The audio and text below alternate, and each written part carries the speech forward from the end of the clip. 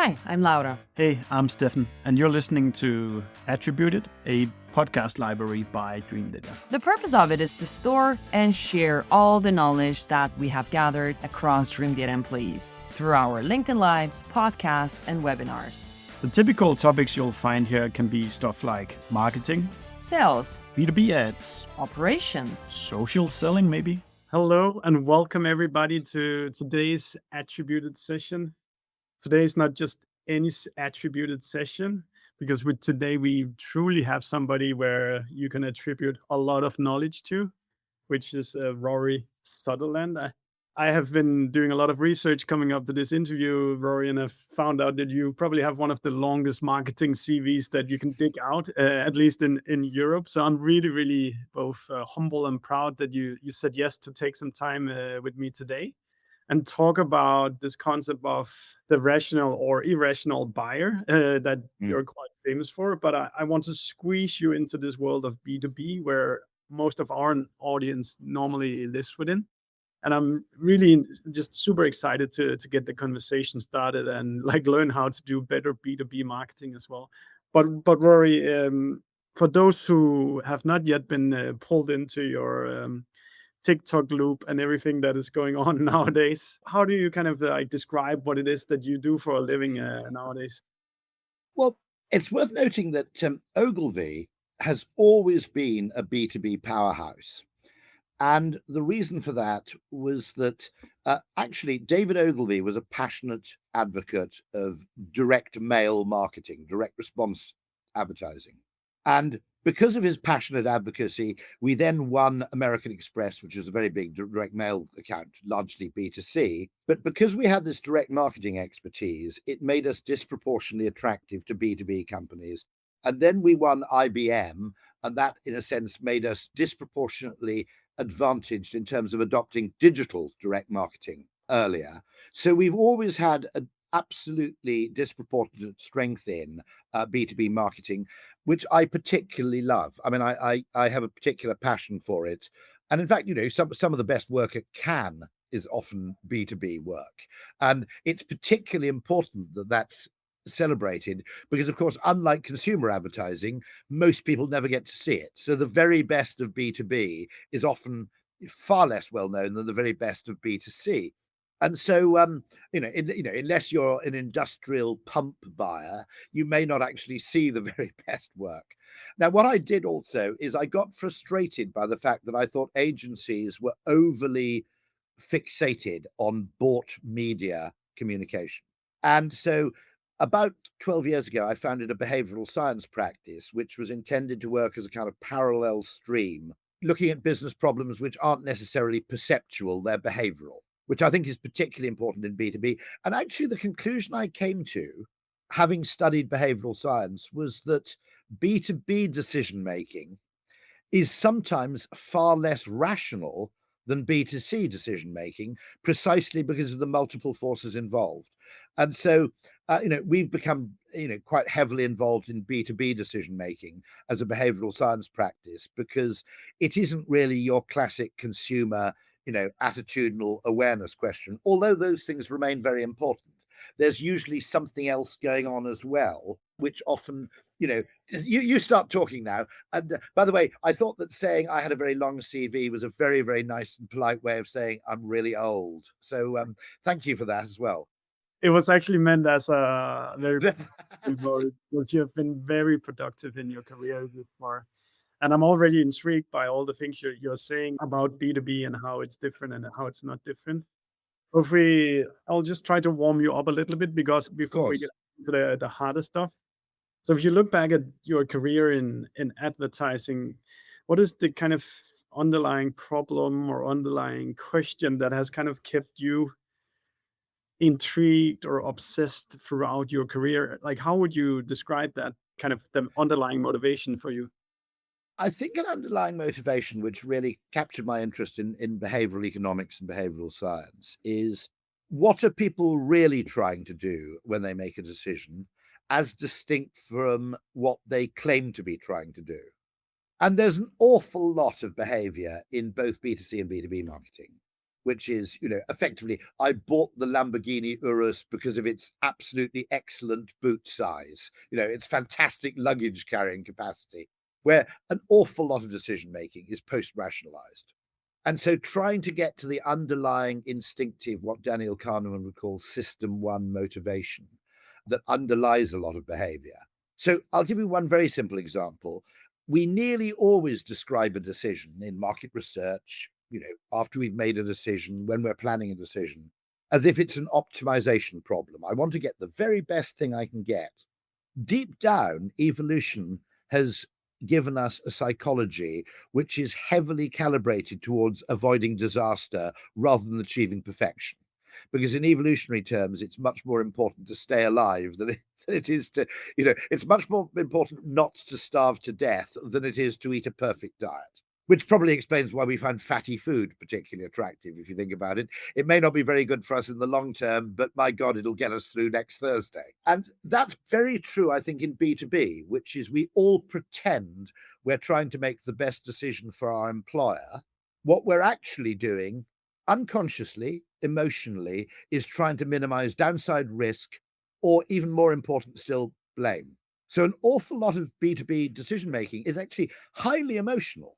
Because if you buy the wrong shampoo, you may go, oh God, I wasted £3.20, but you don't lose your job. Okay, I mean, no one's been fired. Well, I hope not. No one's been fired for buying the wrong kind of shampoo. But quite often in business and in business decision making, the upside gain is actually quite small. You make a very good decision. Everyone goes, yeah, I think you did the right thing there, Rory. Maybe you can have a bonus of £500. And if you make the wrong decision and the blame lands on you, you lose your job. Yeah. One of the reasons there are so many committees in business decision making is it's effectively blame dispersal. What you're doing is saying, because 10 people made this decision rather than one, in the event that this decision turns out badly, the blame isn't going to attach to any one person. And so once you understand that, it's loss aversion in a way, or reputational paranoia or blame avoidance, we call it whatever we like.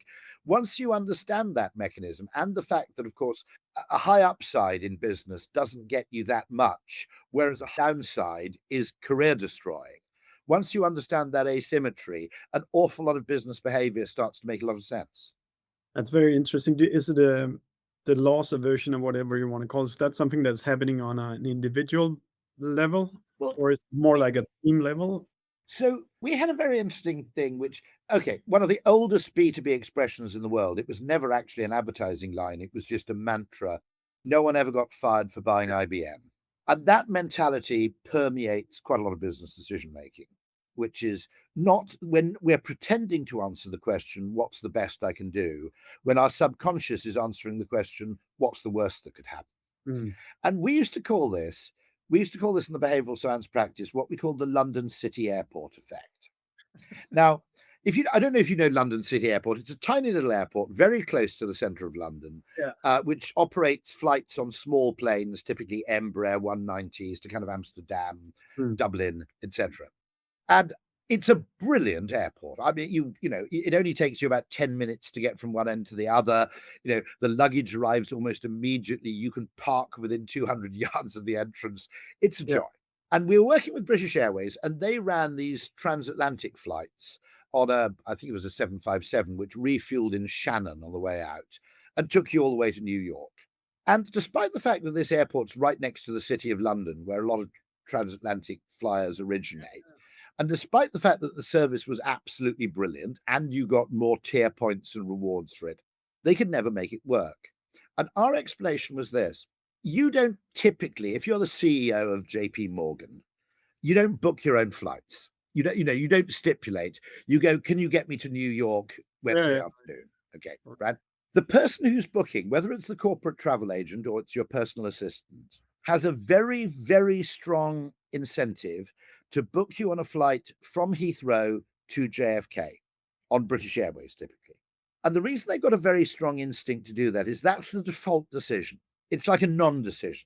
You can imagine you're in Copenhagen, it'd be CPH, SAS, JFK, right? Yeah. Okay. And so actually, if anything goes wrong, your boss will then blame British Airways. bloody flight's delayed. I don't, blah, blah, blah. Oh, bloody flight's delayed. Oh, no, British Airways, they're so useless. If you do the creative thing and you book your boss on a flight from London City, if anything goes wrong, he or she will blame you. Because they'll ring up. You can't ring up your PA and go, what the hell were you thinking booking me on a flight from the world's third busiest international airport? Okay. It's a non-decision. It doesn't stand out. It doesn't attract any attention. It's completely uninteresting, but that's its virtue. It's a status quo decision. If you book your boss on a flight from London City Airport and the flight's delayed, you'll get a phone call going, if you hadn't booked me from this fucking Toy Town airport, I'd be in New York by now. And now you've made a decision. So you've put your head above the parapet, as we say in English. You've made yourself visible, and now you're exposed to potential blame. And we suddenly realize that that's probably why, the world's 4 or 5 big consulting firms are really big. If you go with a really large company to do your audit, you go with PwC or whatever to do your audit, and anything goes wrong, everybody goes, gosh, weren't PwC terrible? If you appoint a small boutique firm, even if it's better in almost every respect and cheaper, at that point, effectively, you've made an eccentric decision, and if anything goes wrong, they'll blame you for not appointing PwC. Yeah. Now, I'll be absolutely honest, Ogilvy is probably a beneficiary of exactly the same bias. I mean, I think we ought to be honest about that. So the weird thing is that business decision-making, B2B decision-making, is actually very, very emotional in a way. Yeah. It's not emotional in the sense of desire. It's emotional in the sense of fear. That's very interesting. I think it's such a, and as funny as you say, it's not even been like an advertising quote from IBM that nobody got fired for buying IBM. Can we try to give that some kind of like legs or some kind of pillars to what's beneath that statement? So if we the people listening, how to translate, what does that mean for our company? How can we utilize that nobody gets fired for buying IBM statement? That a lot of marketing isn't desire creation, it's reassurance. So understanding that subconsciously someone's going, what's the worst that can happen? Now, in my own business, I realized that when we were presenting work to a marketing director, we all assumed naively that the marketing director was thinking, what's the best possible advertising I can do to really sell a lot of this product? And then we kind of realized that 50% of the person's brain is going, how the hell am I going to sell this to my boss? We've got an animated dancing goat in our advertising. My boss is going to think I'm an idiot when I present this. And so understanding that fear is usually sort of silent and unconscious, whereas desire is perhaps noisy and vociferous. And understanding that a large part of what people are feeling in any B2B decision-making setting is actually, in a sense, tacit. It's unconsciously felt, it's intuitive, but it's not something anybody ever talks about. They would talk in defense procurement. They'd undoubtedly talk about this. It depends on which business you're in. They'd undoubtedly say, well, what's the worst that could happen here? Well, our supplier completely fails to solve the problem and we're left looking, absolutely hopeless. You also get this, I think you get some dubious biases in these decisions. In particular, I think procurement is a slightly dubious business discipline. I've got to be very careful about this because my wife used to work in procurement. And but my point would be, you have created a few of these disciplines like procurement or compliance or whatever, where effectively you can claim all the credit for any reduction in cost, but you're usually not held responsible for any loss of quality or any destruction of value. That's very true. So, and I think what we experience in our market now, there's never been more procurement scrutiny in spending money on software that there is right now. So being able to figure out how to deal with procurement people is super important.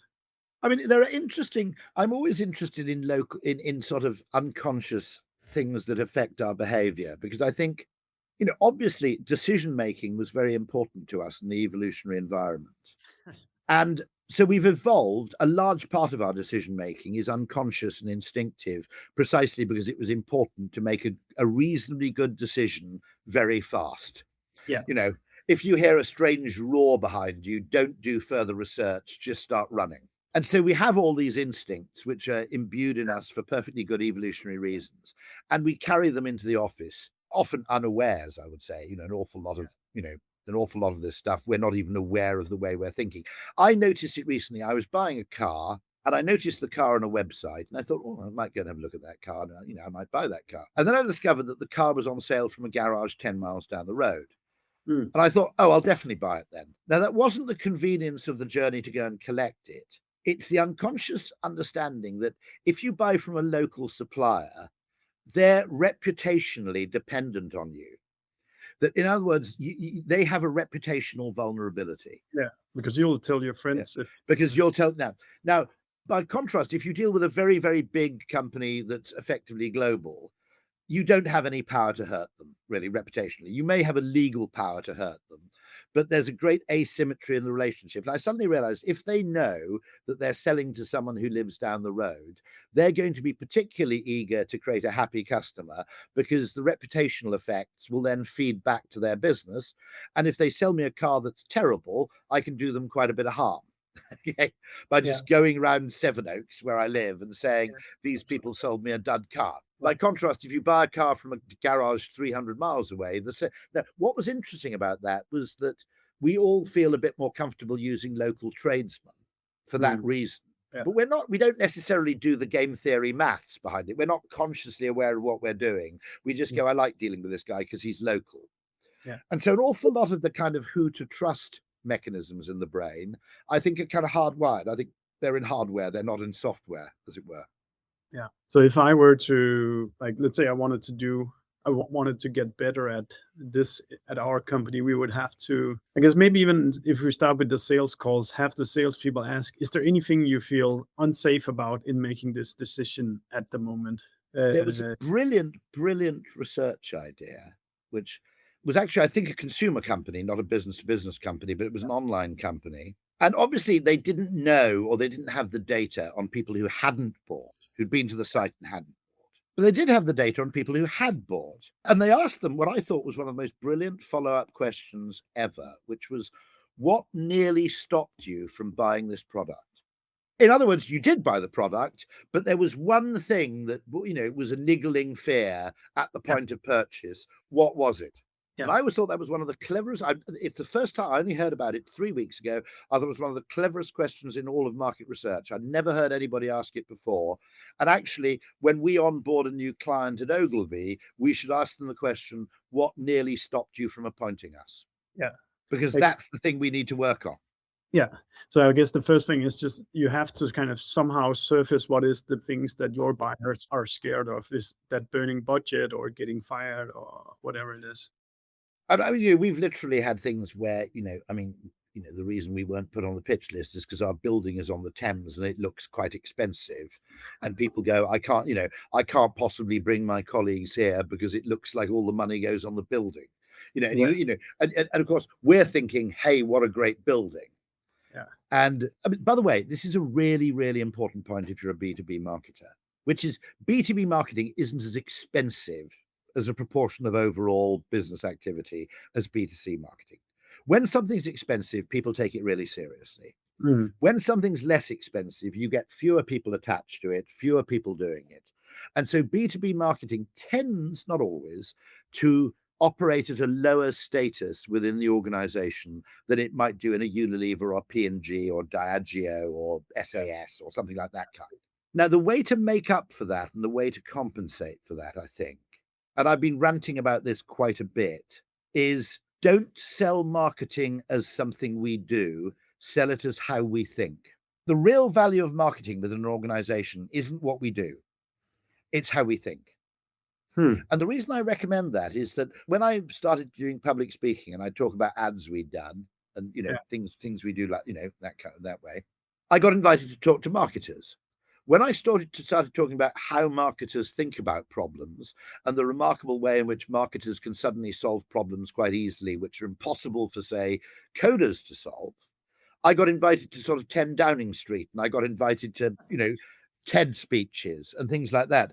And actually, the target audience and, the potential addressable audience for how we think within a business is much, much broader than the audience for what we do. If we talk about what we do, we'll just end up talking to the finance director or the CFO. And we'll end up endlessly having to justify everything by, well, we did this and it had an ROI of 1.3. If you start talking to the CEO and say, from a marketing standpoint, we'd look at the problem like this, you'll find much more work to do, and you'll find much greater appreciation, and you'll have much broader conversations, and the stature of marketing will correspondingly rise. Can you say a little bit more, Rory, about how we how we think path? So the example I give is a very simple one, which is one of the reasons I say there should be a marketer on the board, is if you don't have someone on the board with a marketing mindset, you could literally make a really stupid decision. And the example I give is that what's interesting to an engineer or to an accountant or to a coder is usually some version of efficiency or speed. They're trying to optimize some numerical measure. Yeah. What's interesting to a marketer is what effect does this have on the consumer? It's not what can the product do, it's how does it make them feel? Yeah. And I'm making a program for Radio 4 at the moment about the Concorde. And I made the point that the Concorde was developed by engineers who loved making planes go really, really fast. And the Concorde was a beautiful plane, and it was an incredible, it was a fantastic aircraft. But they completely missed one thing, which is that it's a brilliant aircraft if you're flying from east to west. You leave London at 9 o'clock in the morning and you get into New York at 8 o'clock in the morning. You've got a whole working day in New York. Absolutely brilliant. What could be better? On the way back, because Concorde was too fast to fly overnight, you couldn't get a proper night's sleep. You had to stay for an extra night in a hotel room in New York. Rather than just going to JFK at 9 o'clock in the evening, getting on a plane and waking up at London at 9 o'clock the next morning, having slept on the flight, you had to stay an extra night in a hotel in New York. Then you had to get to JFK at sort of 8 o'clock in the morning or 7 o'clock in the morning. And then you spend the whole day, a whole working day on a plane, arriving in London at about 5 o'clock. So everybody would have preferred to leave the night before on a slow plane than leave the following day on a fast plane. All the engineers were going, it's a much faster plane and faster means better. Well, faster does mean better if you're going from east to west, but if you're going from west to east, maybe you want a slower plane so you can get a proper night's sleep. Yeah, like New York to Copenhagen, that's around like 9 hours. So 9 hours, yeah. It's perfect. It's perfect. Yeah. And so quite often, let's take software, for example. An awful lot of people will try and improve something for the sake of improving it. And the marketer will sometimes say, the problem with that is nobody cares. There was a wonderful story from Spotify. I know it's a B2B case study, B2C case study. Yeah, all good. The engineers were told, but it's kind of local to you. The engineers were told, can you get the lag time, the buffer time down when someone clicks on a song so that it starts playing faster? And the engineers were actually good marketers in this case, because they came back and said, we've got it down to 125 milliseconds. And everybody said, well, can you make it faster still? And they said, we can. Yeah, but there's no point. Why not? Because to the human brain, there's no real difference between 120 milliseconds and instantaneous. So they said, we could have made it faster, but no one would have noticed, And so, it's a bit like the Apple Retina display. You could have a better display, but there's no point because the human eye can't tell the difference. And there are an awful lot of things businesses sometimes do, which is they absolutely pursue certain metrics, usually, by the way, the same metrics as their competitors, with absolute zeal beyond the point where their customers care at all. And the other effect of always having these comparative metrics against your competitors is you become more similar to your competitors. I've heard, I don't know who said it, but I've heard the different is better than better. I think that's really, that intrigued me a lot. It's funny you say that. So I'll give you an example, which is sort of a B2B case study. There's a wonderful book, which I recommend you read, called Unreasonable Hospitality by Will Guidara, who ran a fantastic restaurant in New York, which eventually became San Pellegrino's #1 restaurant in the world. And what he did is he was number 50 in the San Pellegrino rankings. And he went to the best restaurant in the world, and all his colleagues started copying the things they really liked. And Will said, I'm not going to do any of that. What I want to know is, what were they bad at? And they came up with two things, the coffee, and the people who drank beer didn't get anything like the treatment of the people who drank wine. So they went back and they appointed a coffee sommelier and a beer sommelier. And they said, okay, your job is to make the beer experience just fantastic. Tasting notes, food pairing suggestions, a choice of craft ales from microbreweries around the United States. And the coffee guy, basically, you'd say, I'd like a coffee. And they go, I've got 2 roasts you can choose between. Which would you prefer? And the point is, different is better than better, is exactly his point, because those were 2 things nobody was expecting. I call this reverse benchmarking, by the way. And my example from the hotel industry, which will, I think, be interesting to everybody, I said, let's try reverse benchmarking with hotels. What is it that a hotel could do really well that no one's doing? We came up with one idea around checking out, which is what happens if you've got to check out of your room at 11, but your flight doesn't leave till 5. That was just one example that we said, no matter what hotel we'd stayed in, no one had said, we've got a special lounge for you. I know you've got to check out of your room, but if your flight doesn't leave until the evening, there's a special lounge with showers, Wi-Fi, and a coffee shop just for departing guests. And the other one we said is, every time I'm in a hotel room, I spend more time working than I do watching TV. I've never stayed in any hotel which said, would you like a monitor? In other words, they only cost about $400. You can get a 32-inch monitor, USB-C connection, bingo, plug straight in. But I've never stayed in a hotel. They could even say it's $20 a night. I go, fine. Okay. I've never been offered a monitor in my hotel room, and I'm 60 and my eyesight's a bit shit. I'm a bit long-sighted, all those kind of things. And we said that phrase, that different is better than better. Certainly, if you can be a lot better in a field where nobody else even bothers, it makes much more notice than being a bit better in a field where everybody else is competing. And I call this, by the way, optimize for surprise. That's my little rhyming phrase, optimize for surprise. Pretty good. Rory, if I'll try to force you into changing chapter a little bit, because now we've at least disclosed now that we're not as rational as we think in B2B. If we jump inside the box of the creative, I'd love to hear because as you say, at least in Canada, B2B marketers get some recognition, but I would love to hear what does good or bad B2B creatives or advertising campaigns look like? In some ways, you can have a wonderful opportunity. I mean, one thing is media selection. I'll give you one very simple tip. Don't discount physical direct mail. Okay. And the part of the reason for that is everybody else is so fetishizing digitization that they may be forgetting. A second thing I would argue is important is, I think that video conferencing is very important, because it's much of the value of a face-to-face meeting without the commitment. I'd also mention a very interesting company, which is called meetmagic.org, which has a very interesting approach, which it's completely new and innovative. And the way it works is that, now, obviously, in most countries, certainly Denmark, you can't bribe someone to have a meeting with you. But what they do is they say, we will make a donation to the charity of your choice if you give us half an hour of your time on Zoom. So $1,000 to the charity of your choice. If it's called meetmagic.org, if you give us a little bit of time on Zoom just to present what we do. And that struck me as and what's good is, because they're paying money to meet you, they're not just tire kickers, they're not just trying it on, they patently believe that you have something to gain from talking to them, because otherwise they wouldn't be making the donation to charity. So it's proof of commitment without bribery. It also means, by the way, because they've spent $1,000 on the meeting, they'll probably put a pretty good presentation together. They won't just come along with a random deck. And so there are new ideas all the time, I think, in B2B. Obviously, one of the things that's really important in B2B is that video is no longer a mass market medium.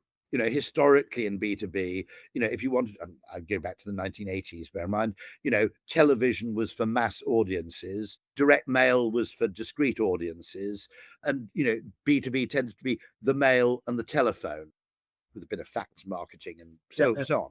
But actually now we have the full media panoply at our disposal. We can make films, we can host webinars. As I said, we can actually make a donation to charity through Meet Magic for in return for having a business meeting. There are lots of how would I say, levers that we can pull. And we need to, don't use all of them all the time, but we've got a much, much more exciting deck than we had once. And obviously physical events and all those things are really important. That's one thing that's, changed a lot. But actually, as I said, don't discount. The other thing is that in a way, you don't need to be, one of the things I'd say is you don't need to be hyper personalized, but simply use creative techniques which say this is not irrelevant. Yeah. So, for example, if you work in an advertising agency and the letter, let's say, refers to your customers rather than your clients, they've lost you. Okay, just one, that's specific in English. I would never refer to a client of ours as a customer. Don't ask me why not, what the difference is between a customer and a client, I don't really know. But lawyers and advertising agencies have clients and shops have customers. There's an American company who put like soccer, I like football, but the American company put soccer into that email they were sending us, like, oh, you're out. No, This is time out. Yeah. one of the other things I would say is that removing negatives is, marketers tend to go, in order to sell this product, I need to make a list of the positives. And what they often overlook in that process is going, that question of what nearly stopped you from buying this product. Yeah. And actually, if you can remove those negatives or those anxieties, you can have breakthrough effects. And What would those negatives be? Like, what comes to mind, Rory? Where I mean, what- one of them is very simply, we'd never heard of you before. I mean, by the way, the LinkedIn B2B Institute does some I know I'm appearing on LinkedIn now. Yeah. I'm not just plugging them. The LinkedIn B2B Institute does some very valuable work. And one of the things they found was that, in fact, fame, mere brand name recognition, was much more important in B2B than had previously been thought, because every decision would involve, you might have 3 non-executive directors and you have someone from, in other words, the majority of people in that boardroom discussion may have never heard of you before. Yeah. And they are going to ask 3 times as many questions if they've never heard of you than if they have. I've noticed some very clever, quite big budget B2B campaigns, in particular for, the company that owns MailChimp, for CRM software, for example. And it struck me as actually a clever thing to do, because one thing we tend to discount too heavily in B2B is just the value of fame. And my argument is that even if you're a B2B company, fame means, for example, if you're famous, people bring opportunities to you.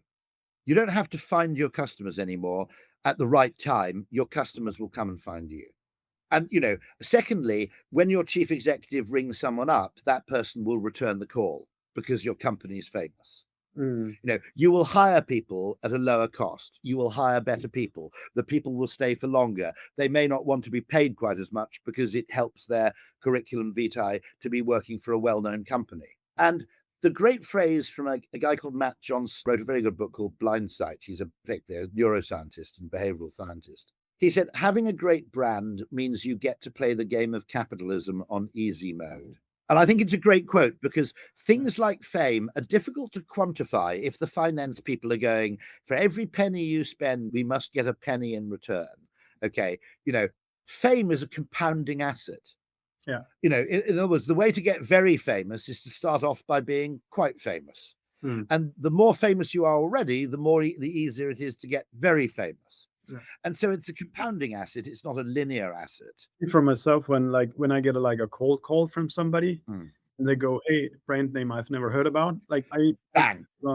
But if it is a brand I've heard about, I swallow my tongue for 10 seconds. You're absolutely right. What are you saying now? There's a wonderful quote once where someone said, a brand manifests its value in what we call in English the benefit of the doubt. In other words, I'm not quite sure about this, but since I've heard of you, I'm going to assume that it's okay. Yeah. I assume you're financially healthy. I assume that you're basically an honest entity. And by the way, there are things which advertising people used to think were stupid, like established 1873. They go, what's the relevance of that? But actually, the fact that you've been in business for a long time is a reassurance. Yeah. And then you need to layer on, let's say, more downstream tactics. So one, you need to build the fame, but then you also need to find some kind of module to extract the value out of the fame, i.e. like a cold call to the right account that have received your advertisement or something like that. And there's a wonderful phrase, Nassim Taleb, who writes wonderfully about statistics. He said that effectively what you're often trying to do in marketing, I mean, he referred to it in the field of everyday life, is you increase your surface area exposure to positive upside optionality, which is effectively saying what happens when you're famous is your chances of getting lucky in some unspecified way are much, much higher. Yeah. Fame doesn't necessarily help you achieve a predefined objective. What it will do is it will bring a whole load of opportunities to you, which you were never even aware existed Mm. before you became famous. Yeah. How do we become famous then, Rory? Time. And the other one is, I think your point about being different is better than being better. That one of the things that tends to happen in corporate world is there is a massive anxiety. Well, one of the problems I think that happens is that most chief executives are optimized for talking to the stock market, not to talking for their customers.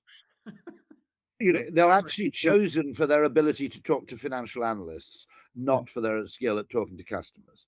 The other thing I think is interesting is that I think that the need to justify and explain and quantify everything you do is actually a restraint on growth, and it's a restraint on marketing. And one of the interesting things that's happened to us recently, which we noticed, is that in 2024, there were 5 Gold Award winners of the IPA Advertising Effectiveness Awards in the UK. And 4 of the 5 companies that won were family-owned companies.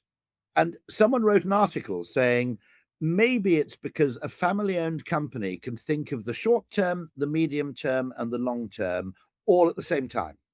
A publicly owned company is so obsessed with making its figures for the next quarter that anything, including marketing and innovation, the 2 things that Peter Drucker said were the main source of value creation in a business, marketing and innovation are the first things to get cut if you're desperate to meet some financial stock market expectation. And so family-owned companies, I would argue, have an innate advantage in their freedom to make decisions, which is denied to publicly owned companies. And if I were working for a family-owned company, I'd literally ask the question, what is it that we can do that our competitors can't or won't?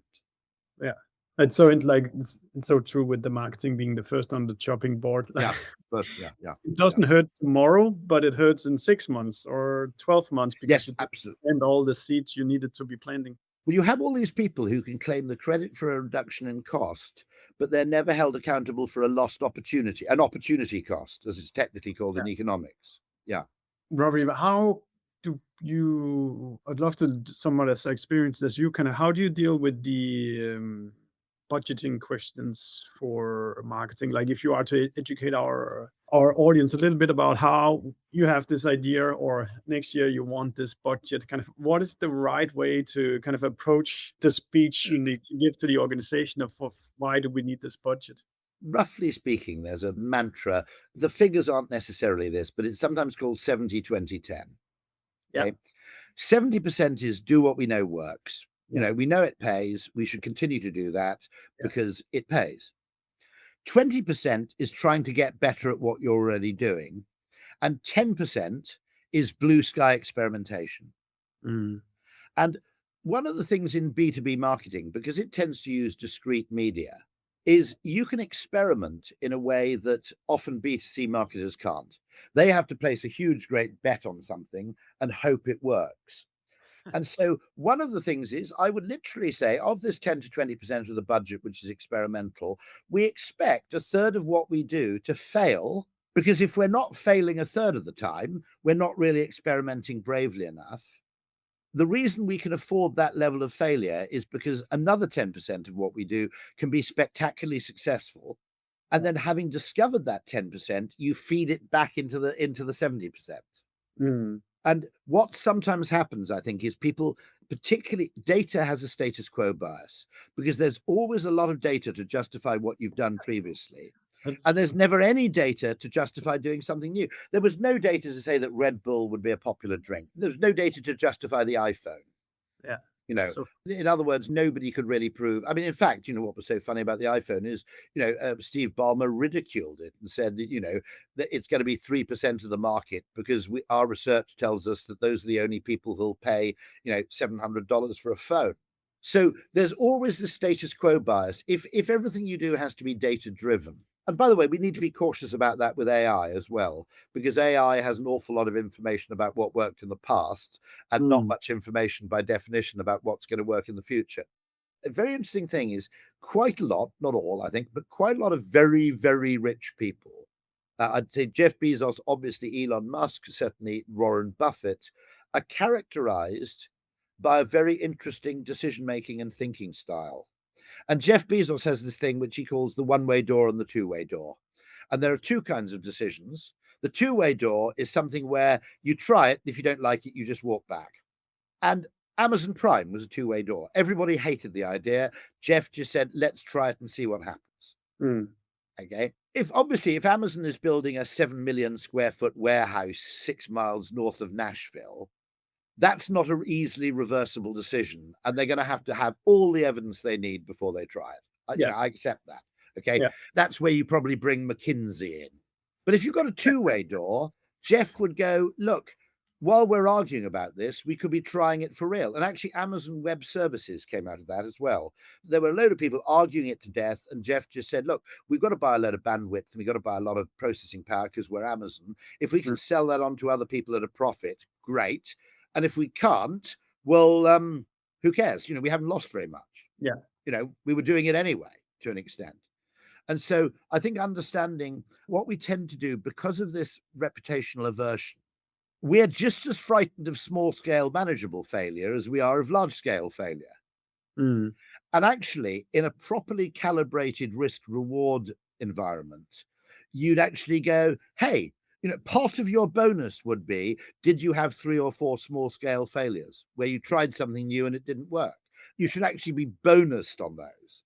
But people are so frightened of any kind of bad decision, they don't make a distinction between a bad decision that has lasting deleterious consequences and a bad decision. I mean, there was a great guy, by the way, I think he was the chief executive of Diageo, and they tried launching this premium cider, and it cost them about £5 million, and the whole thing failed.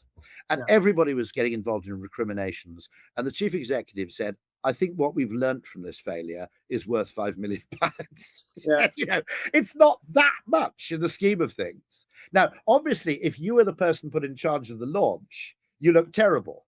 The chief executive, meanwhile, from a different perspective, is saying, so this is a Daniel Kahneman thought experiment, which shows how business decision-making is very risk averse.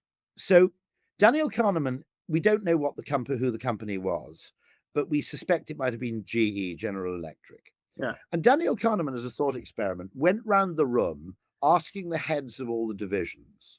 Might have been Richard Thaler, not Daniel Kahneman, actually. Asking the heads of the divisions, I can offer you a bet that you can take where 60% of the time your profits and your sales will go up by 50%, and 20% of the time your profits and your sales will go down by 30%. How many of you would take that risk? And all but 2 of them said, I wouldn't take that risk. And Richard Thaler said, but statistically, you're going to end up better off. Yeah. Because on balance, the odds are you'll end up a lot richer. And they all said, all 6 of the 8 said, yeah, but 20 or 30% of the time, I'd lose my job. Yeah. If I take that decision 5 years in a row, I'm definitely not going to have a job in 7 years. And then the chief executive, who's at the end of the room, who of course is responsible for the aggregate of all their revenues, said, but I'd want all of you to take that risk. Because for GE overall, the risk is absolutely, we'll end up effectively winning 5 times and losing once, or whatever it may be. I was just about to say that leadership needs to create that environment where people feel safe to do that. Because you see, if you push risk, and the finance function have done this, they've pushed risk and responsibility and accountability down and further down the organization to a point where you literally get people who are bonused on doing something stupid. This literally happened the other day. Someone turned off an advertising campaign that was very successful, which was getting people to buy premium dog food from a supermarket. And towards the end of the year, they said, can you turn off this advertising, please? And the guy said, yeah, I'll turn it off for you, but it's making you a fortune. You're making much more profit per dog than you were before. And the guy replied, yeah, I know, but my bonus isn't on profit, it's on margin. And although our own brand dog food doesn't cost very much, the margin's higher. Yeah. So I need to get my percentage margin up. So can you stop selling the expensive dog food and get people to buy the cheap dog food? Oh, well. And you can see that happening because the great guy, there's a fantastic guy some of you may have heard of called W. Edwards Deming or Deeming. I never know how it's pronounced, but he was sort of almost the author of Japan's post-war economic miracle because he was a brilliant systems thinker. And his phrase was, to optimize the whole, you have to sub-optimize some of the parts. And instead, we have a business which is trying to optimize the whole by optimizing all of the parts. And so here's a classic B2B story which happened recently. Someone was consulting for a B2B company and they said, I've got to do a presentation on your business to the board. I've done the research and it's very simple. Basically, people love you for your customer service. Your product isn't that much better. Your pricing isn't any better, but your customer service, they absolutely love. Yeah. And the person he was speaking to said, please don't say that. Can you not say that? He said, well, it's true. He said, I know, but part of our strategy is to reduce our customer service costs to increase our margin. Now, most businesses work because you spend money in one place and then make more money somewhere else. But if you basically make cost reduction the focus of every part of the business, including the parts of the business that are actually generating customer value, you end up destroying the whole thing. Yeah, that's so good, Rory. Okay, I have two questions left, Rory. First thing, you mentioned AI before, and just be really. By the way, AI makes experimentation AI creates two-way doors. Yeah. Because, if you can produce an interesting, funny film and see what happens, at a cost of $3,000 and a day rather than $30,000 and a month, what I'd like to see is not a cost reduction in the amount, the reduction in cost of the same amount of material, but actually the opposite. I'd actually like to see agencies producing speculative work again. Speculative? What do you mean by that? It used to happen back in the good old days when we were paid on commission. That agencies would produce advertising campaigns they hadn't even been asked for. There was no client brief. They just thought, let's do a great campaign for American Express. And one time in 3, you got lucky. And of course, commission being commission, you made enough money for it to be worth doing those things. Yeah, I see. Now, because we're all measured on the utilization rate, then it's not worth us doing that anymore. We can't afford to. We're not allowed to. Yeah. So on the AI point, I was just would like to hear your overall thoughts about how you think it's going to shape marketing for the next couple of years, because there's no doubt that the output of creatives are just exploding, and everybody can do. Yes. Put words. Well, a few effects. Do mediocre. If you want to make something seem amazing, we'll have to find other ways. So one of the rather unhappy predictions I'm making is that rich celebrities are going to become even richer.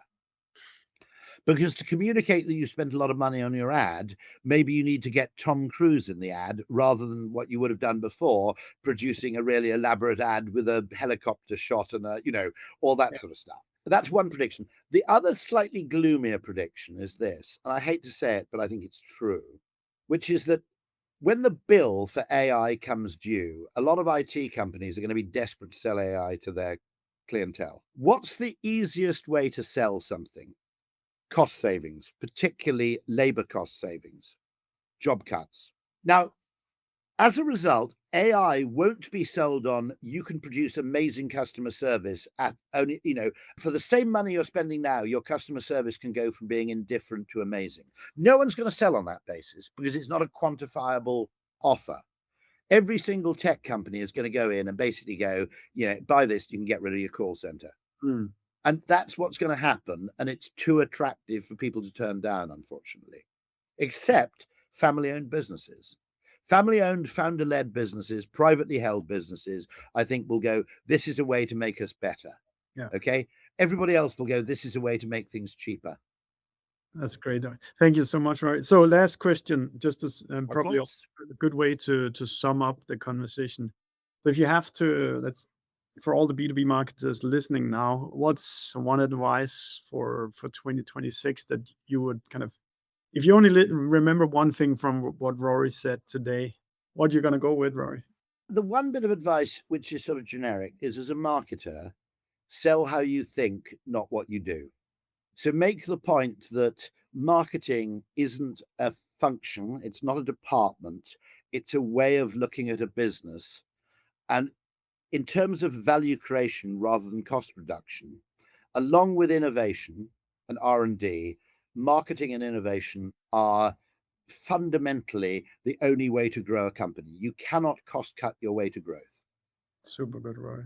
Thank you so much, Rory. If you want to direct people to some place, either to follow you or to buy your book or to hire a Gilby, where do you want to? A very boring email address, rory.sutherland@ogilvy.com. So you can always reach me there. Boringly predictable. But the other suggestion is obviously if you're in Denmark, go to Ogilvy and Copenhagen, who are a wonderful agency. And as I said, have a lot of B2B experience. But I'm also on LinkedIn and I'm on Twitter, or X as it's now called, as @RorySutherland. Yeah. So there's quite a bit there. Wonderful. Go follow Rory, people. There's so much good content coming from him. Rory, I just want to say thank you so much for taking the time to talk with me and to educate both me and the audience. We really, really appreciate it. It's a joy. We hope you like listening to us. Subscribe to our podcast and the ones that we have been guests on. And if you have any feedback for us, just do let us know. And should there be a guest that you think we should be talking to, then pitch us. We're looking forward to seeing you.